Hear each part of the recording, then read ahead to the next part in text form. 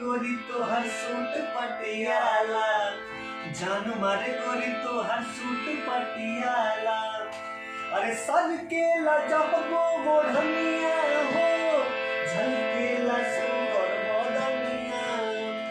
कमर हिला के जे चले लू, हिलके ला जैसे मोरनिया। पागल बनावे तोहर कमर के बाला,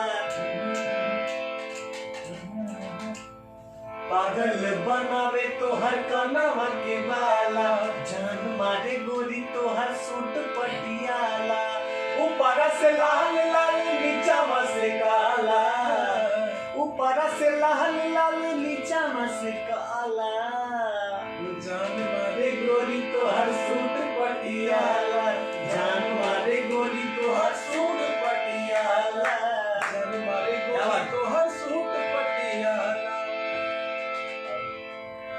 देखिए आप लोग के बीच में उभरते कलाकार दीपक साहनी जी हैं और हारमोनियम पे सत्यम सिंह जी, दोनों लोग उभरते कलाकार हैं और इनका गाना खूब वायरल हो रहा है सूट पटियाला। तो आप लोग अपना प्यार आशीर्वाद बराबर बनाए रखें इन दोनों बच्चों पर।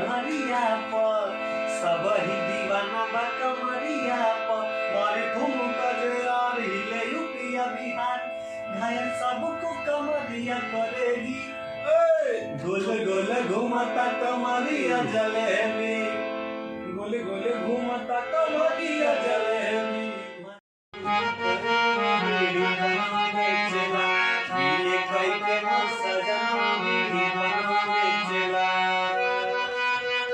क्या बात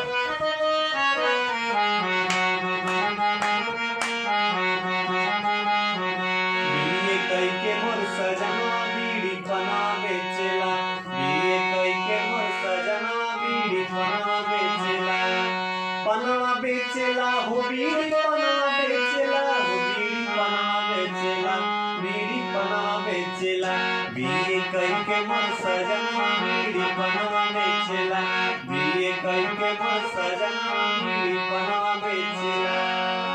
नमस्कार, प्रणाम, कैसे आप सब? और बहुत ही जल्द आप लोग के बीच कुछ अच्छा होने वाला है ग्रीन टोन म्यूजिक के माध्यम से। इसी तरह आप लोग प्यार आशीर्वाद बनाए रहें दीपक साहनी ग्रीन टोन म्यूजिक।